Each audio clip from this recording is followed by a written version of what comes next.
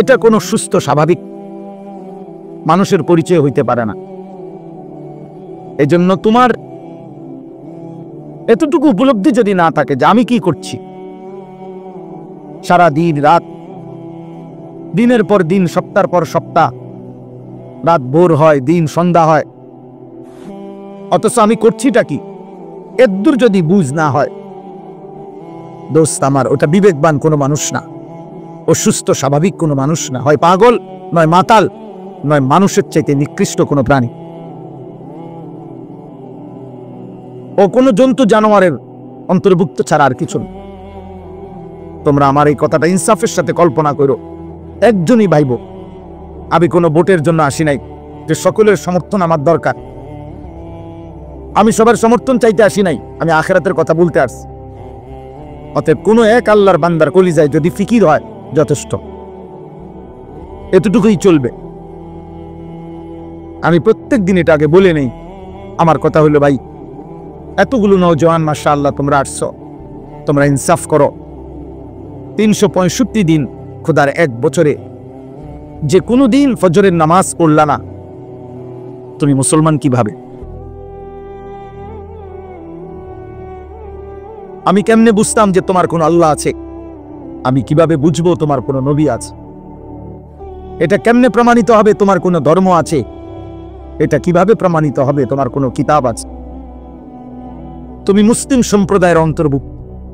365 দিনে কোনো দিন মনে পড়লো না, কেউ তোমারে মনে করাইলো না যে মুসলমানের উপরে ফজরের নামাজ ফরজ। আমার বাড়ির একজন চাচা, মানে আমার বাবার চাচাতো ভাই, আজকে সকালবেলা ফজরের নামাজের জন্য উঠছে। ফজরের নামাজের উইটা অজু করতে বসছে, ঘুরাইয়া পড়ছে। ফজরের নামাজের জামাতের আগ মুহূর্তে ইন্তেকাল করছে। দোস্ত আমার, প্রতিটা রাত তোমার জন্য আমার জন্য ভোর হবে, এর কোনো নিশ্চয়তা নাই, এর কোনো নিশ্চয়তা নাই। প্রতিদিন এভাবে পৃথিবী থেকে রাতের অন্ধকারে মানুষ মৃত্যু হয়, দিনের আলোতে মানুষের মৃত্যু হয়। এই রাত অসংখ্য ব্যক্তির জন্য আগামীকালকের ভোর আনবে না। আগামীকালকের দিন অসংখ্য ব্যক্তির জন্য রাত আনবে না, রাত আনবে না। আমার ছোট ভাই আমার গ্রামের মসজিদের জুমার নামাজ পড়ায়। ও বলল যে, ভাই, আমি শুক্রবার দিনে ওনার সাথে কথা বলছি, খোঁজ খবরে নিছি, আজকে রবিবার সকাল। তাইলে আমি এটা বুঝাইতে চাইলাম, আরবিতে একটা বিখ্যাত কিতাব আছে, লাতাইফুল মাআরিফ, ইবনে রাজব হাম্বলি রাহমাতুল্লাহর কিতাব। উনি সেখানে লিখছেন, প্রত্যেকটা রাত সন্ধ্যা পৃথিবীবাসীকে ডাক দিয়ে বলে, হে পৃথিবীবাসী, আমি একবারের জন্যই এসেছি, আমি আর কোনোদিন আসবো না, তুমি আমারে কদর করো, নষ্ট করো না। প্রতিটা ভোর জগৎবাসীকে ডাক দিয়ে বলে, হে জগৎবাসী, আমি একবারের জন্যই এসেছি, আমি আর আসবো না, আমারে কদর করো, নষ্ট করো না। 16 নভেম্বর 2025 রোজ রবিবার। খোদার কসম বন্ধু, পৃথিবীতে এই শিরোনাম আর কোনো দিন হবে না। ইসরাফিলের ফু পর্যন্ত আর এই শিরোনাম হবে না। আগামী রবিবার হবে, কিন্তু সেটা 16 নভেম্বর না। আগামী বছর 16 নভেম্বর হবে, কিন্তু সেটা 2025 না, 2026। তার মানে হুবহু এই শিরোনাম আর হবে না, এই রাত আর হবে না। আজকের মাগরিবের ওয়াক্ত আর কোনোদিন হবে না। আগামীকালকের মাগরিবের ওয়াক্ত, আজকের এশার ওয়াক্ত আর কোনোদিন হবে না। আজকের জোহরের ওয়াক্ত আর কোনোদিন হবে না। সারাদিনে এক ওয়াক্ত নামাজ যারা পড়লা না সারাদিন, তুমি মুসলমানের ঘরে জন্ম নিছ? তোমার মতো নিকৃষ্ট নাফরমান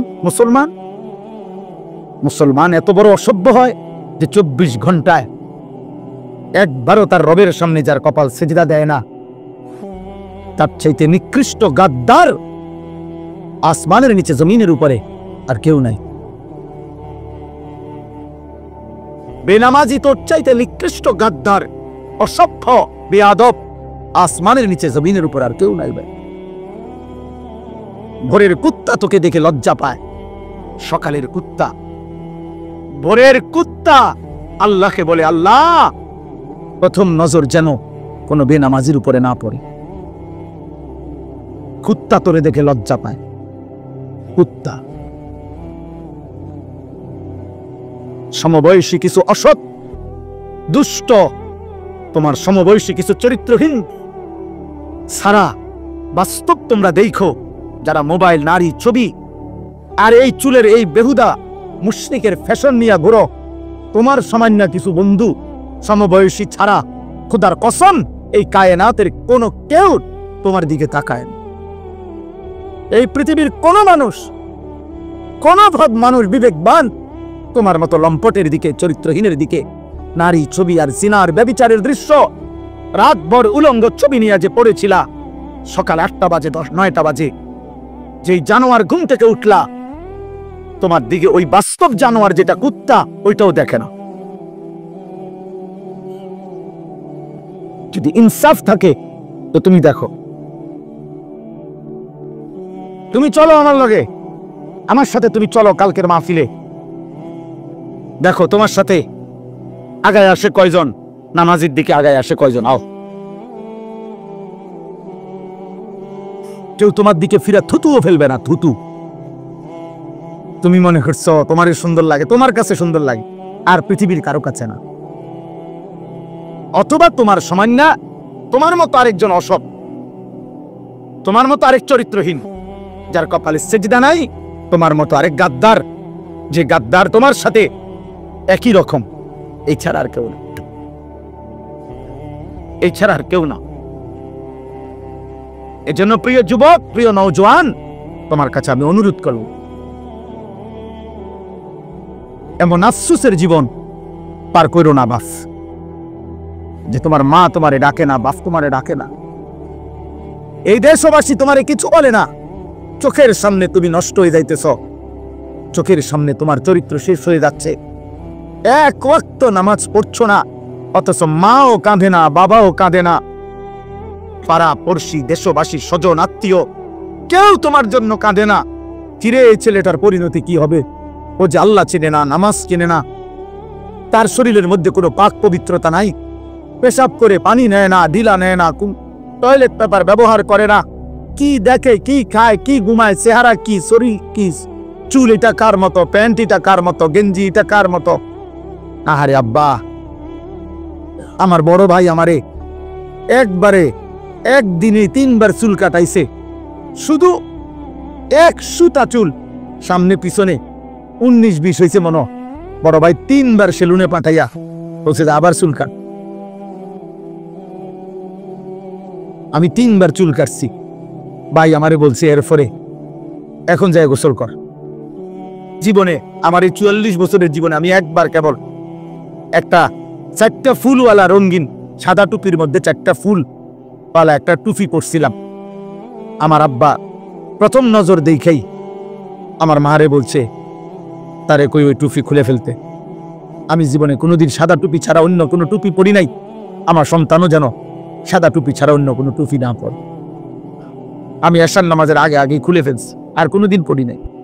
সেই ছোটবেলার কমপক্ষে 1997 সালে বা 98 সালে হবে আমার বাবার সেই স্মৃতি।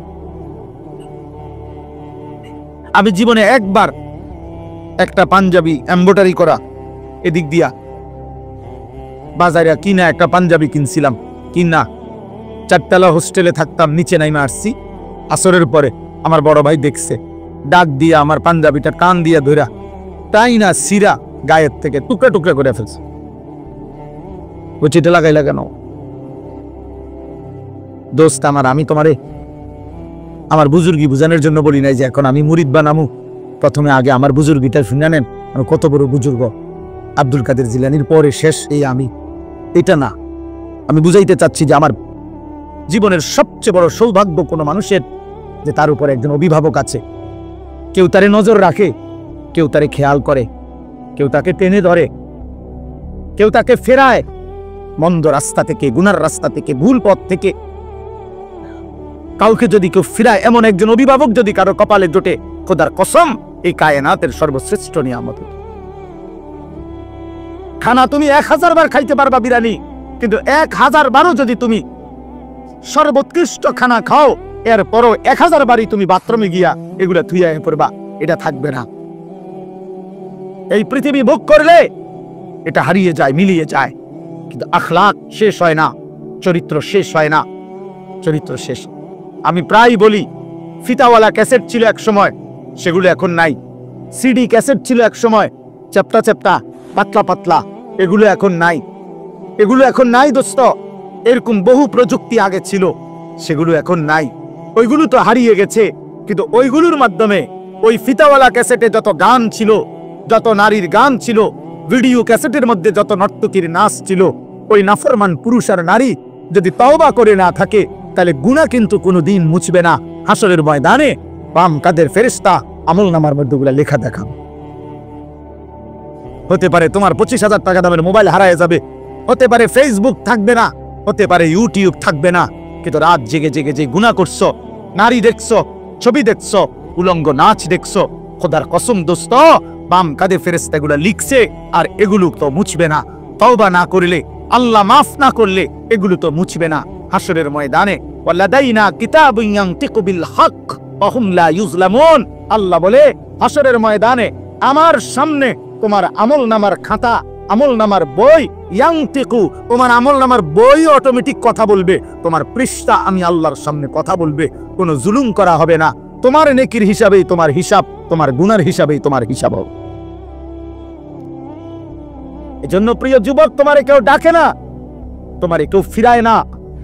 তোমার নারী, ছবি, মোবাইল, গান, বাদ্য, নৃত্য, অশ্লীলতা, বেহায়াপনা, চুল, চেহারা মুশরিকের মতো কেউ তোমারে ডাকে না, বলে না, কিছু বলে না। খোদার কসম, এটারে তুমি সফলতা মনে করো না। এটা তোমার জীবনের সবচেয়ে বড় লাঞ্ছনা, এটা তোমার জীবনের বড় ব্যর্থতা। তোমার কোনো অভিভাবক নাই, তোমার জীবনের বড় আফসোস। তুমি মুসলমানের ঘরে জন্ম নিয়া তোমার সেজদার কথা কেউ বলে না। এর চাইতে নিকৃষ্ট জীবন আর কি হইতে, এর চাইতে নিকৃষ্ট, এর চাইতে বদনসিব আর কি হইতে পারে? তুমি ভাবো ভাই, আমি ভাবো, বাবারা সবাই ভাবেন, আল্লাহ তাআলা এই হাত, এই কান, এই নাক, এই কান, এই চোখ, এই জিহ্বা, এই ঠোঁট, এই পা, শরীরের সব অঙ্গ দিয়ে দুনিয়াবি উপার্জন মানুষ করে, কোনো না কোনো কামাই রোজগারি করে মানুষ, দুনিয়াবি উপার্জনের কাজে লাগে। কিন্তু খেয়াল করলে দেখবেন, মানুষের এই কপাল, এইটা পৃথিবীর উপার্জনের কোনো কাজে লাগে না। এই কপাল দিয়া কেউ কিছু ধরে না, কেউ ঠেলা দেয় না, কেউ টাইনা আনে না, কপালের মধ্যে কিচ্ছু কাজে লাগে না। ব্রেন খাটায়, হাত দিয়া ধরে, চোখ দিয়া দেখে, কান দিয়া শুনে, জিহ্বা দিয়া স্বাদ নেয়, নাক দিয়া গন্ধ সুখে, পাও দিয়া হেঁটে যায়, অন্তর দিয়া ভাবতে থাকে, কিন্তু কপাল দিয়া তেমন দুনিয়াবি উপার্জনের কোনো কাজ করে না। তাহলে কপাল এটা আল্লাহ কেন দিলেন? কপাল এটা দিয়া বাহ্যিক পৃথিবীর কোনো কাজ হয় না, অথচ আল্লাহ এই কপাল কেন দিলেন? খোদার কসম, আল্লাহ বলছে, বান্দা সারা অঙ্গ দিয়ে তুমি দুনিয়া সাজাও, কপাল শুধুই আমি আল্লাহ সেজদার জন্য বানাইছি। কপাল শুধুই সেজদা দিবা, সেজদা। এজন্য কপালকে আল্লাহ বানাইছেনই সেজদার জন্য। এজন্য সেজদা কাকে বলে তুমি হুজুর জিগাও, তোমরা নওজোয়ান আলেমকে জি, সেজদাই বলে কাকে? ওয়াদউল জাবহাতি আলাল আরদ, জমিনের উপরে কপাল রাখা, এটারই কয় সেজদা। সেজদা মানেই হলো কপাল রাখা। কোথায় বলে না, কোথায়? এজন্য দোস্ত এটা মনে রাখবে, ইবলিস শয়তান আল্লাহ হুকুমে সেজদা দেয় নাই, একটা সেজদা, একবার শুধু কপাল নামায় নাই। আল্লাহ বলছে ফখরুজ ফা ইন্নাকা রাজিম, কোরআন শরীফের আয়াত। আল্লাহ বলছে বের হ বেঈমান, বাইরো বাইরো থেকে, আজকে থেকে ফা ইন্নাকা রাজিম, ইবলিস আজকে থেকে তুই অভিশপ্ত। রাজিম, রাজিম, আউযু বিল্লাহি মিনাশ শাইতানির, বলে না রাজিম। ফাইযা ক্বরাআতাল কুরআন ফাস্তাইজ বিল্লাহি মিনাশ শাইতানির রাজিম। আল্লাহ বলছে রাজিম, তুই সেজদা দিলি না, এই বেঈমান, আল্লাহ বলছে তুই অভিশপ্ত। অভিশপ্ত মানে কি জানো? রাজিম মানে হলো এমন সত্তাকে বলে, এমন অস্তিত্বকে রাজিম বলে, এমন ব্যক্তিকে রাজিম বলে যে মূলত পাথর মারার উপযুক্ত, যাকে পাথর মারা উচিত, যাকে প্রতিনিয়ত পাথর মারা উচিত, এমন অভিশপ্ত ব্যক্তিকে বলে রাজিম। এজন্য ইসলামী শরীয়তের একটি বিধান, শরীয়তের একটা শাস্তি হলো, কোন পুরুষ বিবাহিত হয়ে যদি স্ত্রী ব্যতীত অন্য নারীর সাথে জিনা করে, কোন বিবাহিত নারী যদি আপন স্বামী ব্যতীত অন্য পুরুষের সাথে জিনা করে, তাহলে শরীয়তে শাস্তি হলো তাকে রজম। রজম মানে পাথর মেরে হত্যা করা, তারে পাথর মাইরা হত্যা করো। আল্লাহ বলছে এই রজম যেই শব্দ তাফসিরে আছে, রাজিম ওই একই শব্দ, অর্থাৎ শয়তান এতটা অভিশপ্ত যে সে মূলত প্রতি সেকেন্ড পাথর মারার উপযুক্ত, তাকে পাথর মারা উচিত, পাথর মারা। এজন্য প্রত্যেক বছর হাজী সাহেবরা প্রতি বছর হজ্জের মধ্যে 3 দিন টানা 30 লক্ষ হাজী আল্লাহর হুকুমে 3 দিন টানা শয়তানকে অনবরত পাথর মারে, পাথর মারে। এজন্য আল্লাহ সেদিন বলছে, সেজদা দিলি না, ফখরুজ ফাইন্নাকা রাজিম। সেজদা না দেওয়ার কারণে আজকের থেকে তুমি রাজিম, তোকে মূলত পাথর মারা উচিত।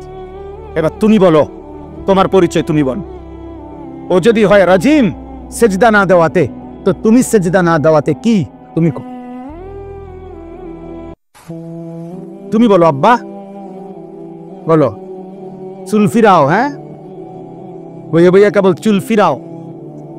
তোমারে বেঈমানে মাতাল বানায়া প্রতিবন্ধী বানায়া দিছে। তুমি এইখানে, এখন এখানে যদি আমি একটা ছেলেরে দাঁড় করাই, কোন এক মানুষ যদি এখানে দাঁড়াইয়া হে যদি তার বাম হাতটা এরকম করে, মনে করো 5 মিনিট যদি এরকম করে, বাকিরা কি বলবে? মা পাগল, এরকম করে গা বলবে কিনা? তো তুমি কে চুলের এরকম করো? তুমি যে একটু পর পর চুলের এমন করো, তো তুমি পাগল না ছাগল? হ্যাঁ, তুমি মাতাল না? তুমি প্রতিবন্ধী না? তো ভালো ডাক্তার দেখাও না কেন? বলো না আব্বা, এটা ফ্যাশন কিভাবে হয়? এটা ফ্যাশন হইতে পারে কিভাবে? একজন সুস্থ ছেলে বলো যে এটা ফ্যাশন হইতে পারে? এত বড় ফালতু কাজ ফ্যাশন হয় কিভাবে? এই জন্য আমি অনুরোধ করলাম, আজকে দুশ্মন আমার কথা, আমি এই 2টা আয়াতে তর্জমা বলতে চাই। এটা হলো মূলত বাস্তবতা, এটা বাস্তবতা। এটা আজকে বেঈমান তোমাদের কাছে এই বড় মোবাইলগুলা তুলে দিয়া সমস্ত কিশোর বয়সী যুবক তোমাদেরকে নেশাগ্রস্ত বানায়, মাসহুর জাদুগ্রস্ত করে দিছে। তোমাদেরকে বলে দিছে মোবাইল এটা হাতে রাখবা, তোমার টাকা দিয়ে এমবি ঢুকাইয়া চার্জ দিয়া রেডি রাখবা মোবাইল। আর এবার তোমাকে মোবাইলটা তোমার হাতে থাকবে, তোমার চুল কাটবা ডিজাইন আমরা মুশরিকরা দেব, তোমার প্যান্ট আমরা বেঈমান দেব, তোমার গেঞ্জির ডিজাইন আমরা বেঈমান দেব, তোমার রুচি, তোমার পছন্দ, তোমার হাসি, তোমার চলার স্টাইল, তোমার কথাবার্তার স্টাইল, সবকিছু আমরা মুশরিকরা দেব। তোমার মোবাইলে পৌঁছে যাবে, তুমি ওইটা দেখবা আর ওই আলোকে নিজেকে সাজবা, পরিচয় দিবা তুমি মুসলমান। আর চাল চলনার আখলাকে হবা তুমি হয় ইহুদি, নয় খ্রিস্টান, নয় মুশরিক, নয় মুরতাদ, নয় বেঈমান। হায় হায় কাপুরুষ মুসলমান, এত কাপুরুষ হয় না রে বাপ। মুসলমান যুবক হিসাবে কলঙ্ক। তোর মতো কাপুরুষ মুসলিম যুবক না হলে ভালো ছিল, যার রক্তে ঈমান জাগে না, কলিজায় যার ঈমান জাগে না। বেঈমান আমাদেরকে নিয়ে নাচে ফুর্তি করে, একবার কয় চুল এদিকে ফিরা, মুসলমানের যুবক কহ ফিরাইলাম, আবার কয় না এবার এদিকে ফিরা, না এবার এদিকে ফিরাইলাম। আহা, এ তো কাপুরুষের পরিচয়, এ তো আত্মমর্যাদাহীন পুরুষের পরিচয়। এজন্য এই বন্ধুর কথা যদি শুনো, এই ভাইয়ের কথা যদি মনে থাকে, আমি যদি কোনোদিন আর বলতে না পারি, আজই বললাম, এমন মুশরিকের চুল তোমরা রাখো না। এই চুল তোমাদের প্রমাণ করে তোমার কোনো বাপ নাই। হ্যাঁ হ্যাঁ, কারণ তোমার বাবার সাথে তোমার কোনো সম্পর্ক নাই, তোমার বাবার চুল এমন না, তোমার বাবার চলাফেরা এমন না। এই মুশরিকের চুল প্রমাণ করে তোমার কোনো আল্লাহ নাই, তোমার কোনো নবী নাই, তোমার কোনো ধর্ম নাই, তোমার ধর্মই তোমার মোবাইল, তোমার সবকিছু তোমার মোবাইল। আফারাআইতা মান ইত্তাখাযা ইলাহাহু হাওয়াহু, আল্লাহ কোরআনে বলছে, হে নবী আপনি দেখেন ওই নাফরমানদের যারা তাদের মনের ইচ্ছাকেই নিজের খোদা বানিয়ে ফেলেছে। কোরআন শরীফের আয়াত কিনা হুজুর? আফারাআইতা মান ইত্তাখাযা, যে তার নিজের হাওয়া, নিজের মনের চাহিদাকে নিজের খোদা বানিয়ে ফেলেছে। আল্লাহ বলছে, আমি তোরে ওয়াদা দিলাম, ওয়া আদাল্লাহুল্লাহু আলা ইলমিন, আমি তার ইচ্ছে করে, আমি আল্লাহই তাকে পথভ্রষ্ট করে দেব। মনের চাহিদার ধারাবাহিক অনুসরণ করিলে আল্লাহর ওয়াদা আছে। আল্লাহ বলছে, একদিন আমি তাকে এমন পথহারা করে দেব, আর কোনোদিন সে পথ পাবে, আর কোনোদিন না, আর কোনোদিন না। ওয়া খাতামা আলা সামঈহি ওয়া কলবি, আমি তার কানে এবং তার অন্তরে মোহর মেরে দেব। ওয়া জাআলা আলা বাসারিহি গিশাওয়া, আমি তার চোখের সামনে পর্দা ফেলে দেব। কানও বন্ধ, দিলও বন্ধ, চোখের সামনে পর্দা। ফামান ইয়াহদিহি মিন বাদিল্লাহ, আল্লাহ বলে, বন্ধু বলেন তো এবার এই নাফরমানকে আমি আল্লাহকে বাদ দিয়ে এবার হেদায়েত দিবে কে? আল্লাহ যদি কারো কান বন্ধ করে দেয়, চোখ বন্ধ করে দেয়, দিল বন্ধ করে দেয়, প্রিয় বন্ধু, এবার হেদায়েত দিবে কে? এবার তোমারে বাঁচাবে কে? এবার আলোর পথ দেখাবে কে? 365 দিন, বছরের পর বছর, দিনের পর দিন যারা নামাজ পড়েন না, এই বয়স্ক বাবা, 5 বয়সী 30 বছর ধরে সুদ খান যারা, কিস্তি নেন, 40 বছর ধরে যারা বিড়ি খাইতেছেন, সিগারেট খাইতেছেন, বছরের পর বছর ধরে যারা বৃদ্ধ বয়স হয়ে যাওয়ার পরেও টেলিভিশনে চা দোকানে বসে বসে নাচ গান নর্তকীর ছবি দেখেন, নাটক সিনেমা দেখেন, যেই সমস্ত মায় বোনেরা 20 বছর 30 বছর ধরে বেপর্দা চলতেছে, কথায় কথায় বছরের পর বছর গালি দিচ্ছেন, হারাম রোজগার করছেন, 2 নম্বরই উপার্জন করেন, ওজনে কম দেন, 2 নম্বরই ব্যবসা করেন, এই নাফরমান যদি আল্লাহর কোনোদিন না ফিরায়, আল্লাহ যদি সিদ্ধান্ত নেয় যে ঠিক আছে নাফরমান, ভাত খা, ঘুম যা, পেশাব কর, যৌন চাহিদা পূরণ কর, বাচ্চাও হইব, ঘুমও আসবে, ভাতও খাইতে পারবা, বিল্ডিং দালানো হবে, কিন্তু আখিরাত আর দেব না, জান্নাত আর দেব না, কি হবে সেদিন? ওয়ালা তাকুনু কাল্লাযীনা নাসুল্লাহ ফাআনসাহুম আনফুসাহুম। এই যে কোরআনের আয়াত, আল্লাহ বলে, মুমিন, আমি আল্লাহকে এই পরিমাণ ভুলে যেও না। বেশি দিন ভুলে গেলে বান্দা, একদিন আমি নিজেই তোমাকে তোমার আত্মপরিচয় ভুলিয়ে দেব। ফাআনসাহুম আখিরাতাহুম ফাআনসাহুম মাসালিহাহুম, আল্লাহ বলেন, আমি তোমার কবর, হাসর, আখিরাত, মিজান, ফুল সিরাত ভুলিয়ে দেব। আর কোনোদিন মনে পড়বে না তুমি মরবা, আর কোনোদিন মনে পড়বে না তোমার কবর হবে, আখিরাত হবে। অথচ তুমি ভুলে গেলেও তোমার মৃত্যু হবে, হবে না? কথা বলে না? কেউ ভুলে গেলে মৃত্যু হয় না, কেউ না বুঝলে তার মৃত্যু হয় না, কেউ অসুস্থ হলে তার মৃত্যু হয় না। সুখে থাকলেও মরে যাবেন, দুঃখে থাকলেও মরে যাবেন, হাসলেও মৃত্যু হবে, কাঁদলেও মৃত্যু হবে। তবে হারাম থেকে বাঁচেন, গুনাহ থেকে বাঁচেন, গুনাহ থেকে বাঁচেন। এক মুমিনের প্রথম ডিউটি গুনাহ থেকে বাঁচা, দ্বিতীয় ডিউটি আল্লাহর হুকুম পালন করা। এটারে বলে তাকওয়া, তারকুল মুনকারাত, ফি'লুল খায়রাত। আগে হলো গুনাহ বর্জন, এরপরে হলো আদেশ পালন।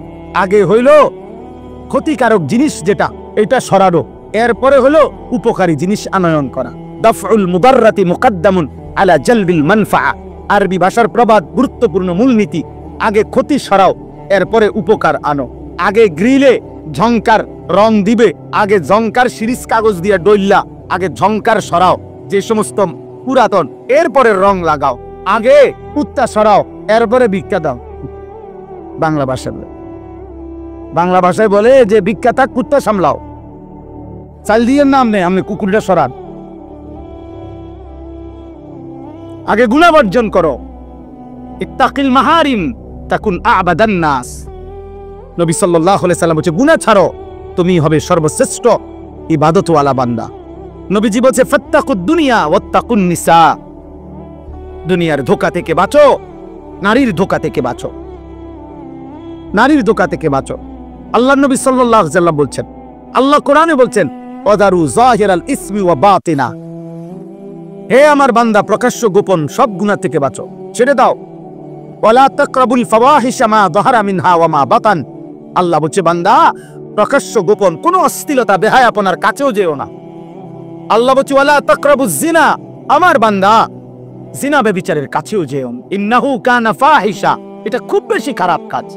এই যুবক, নারীর এই অসভ্য প্রীতি, নারীর এই আকর্ষণ, এই মোবাইল নারীর ছবি, অশ্লীল দৃশ্য, হারাম এই ছবি, খোদার কসম এটা ছবি না, মোবাইলের ওইটা নারী না, মোবাইলের ওইটা নারীর ছবিও না, এটা নারীর ছবির ছায়া। মোবাইলের ওইটা নর্তকী না, ওইটা নর্তকীর ছবিও না, নর্তকীর ছবির ছায়া। ছায়ার সাথে প্রেম হয় না, ছায়ার সাথে ভালোবাসা হয় না, ছায়ার সাথে রাত কাটায় না, ছায়ার সাথে জীবন নষ্ট করে না কোনো বেওকুফ বোকা মূর্খ ছাড়া আর কারোর জন্য এটা সাজে না। এজন্য মোবাইলের এটা ছায়া, ছায়া, এটা নারী না। সিনেমা নাটকের এটা ছায়া, এটা নারী না। ছবি ওরা, এটা ছায়া, এটা ছায়া। তো আল্লাহ তাআলা এই আয়াতের মধ্যে, সূরা লোকমানের এই দুইটা আয়াত, এবার আমি সংক্ষেপে এটা বললেই আমার কথা শেষ হয়ে যাবে। এই দুইটা আয়াতের মধ্যে আল্লাহ তাআলা মক্কার কুরাইশ কাফের, একজন কাফের নজর ইবনে হারিস, এই কাফের নবীজি সাল্লাল্লাহু আলাইহি সাল্লামের কোরআন, নবীজি যখন কাউকে কালেমার দাওয়াত দিতেন তখন নবীজি তার সামনে কোরআন পড়তেন। তো আল্লাহর কোরআন পড়লেই ধীরে ধীরে ওই মানুষটার দিল নরম হয়ে যেত, নবীজির দলভুক্ত হয়ে যেত। তো মক্কার কুরাইশরা বারবার ভাবত যে মুহাম্মদ এবং তার অনুসারীদের উপরে আমরা জুলুম অত্যাচার করি, কত গালিগালাজ করি, আমরা মুহাম্মদের অজান্তে আমরা লোকদেরকে বুঝাই, কিন্তু এই কোরআনের সামনে কোনো কিছুই টিকে না। মুহাম্মদ যখনই কোরআন পড়ে মানুষগুলোর দিল নরম হয়ে যায়, মানুষ তার দলভুক্ত হয়ে যায়। সুবহানাল্লাহ। তো এই মক্কার কাফেররা বলল, আহারে, আমাদের কাছে তো কোরআনের বিপরীত কিছু নাই, যেটা দিয়ে মুহাম্মদের কালেমার দাওয়াত ঠেকাবো, এটা তো নাই আমাদের কাছে। তখন এই মক্কার কুরাইশ নজর ইবনে হারিস, এই কাফের সর্দার, ইরান থেকে, মানে এখন বলে ইরান, আগে বলতো পারস্য, এই ইরান থেকে সে ব্যবসার উদ্দেশ্যে গিয়া ইরান দেশ থেকে একজন নারী যে ছিল দাসী, সাথে সাথে গায়িকা, নর্তকী, যে নাচতে পারত বাদ্যের তালে তালে এবং পুরান দিনের কিচ্ছা কাহিনী সুর দিয়া দিয়া টাইনা টাইনা সে গাইতো, শুনাইতো।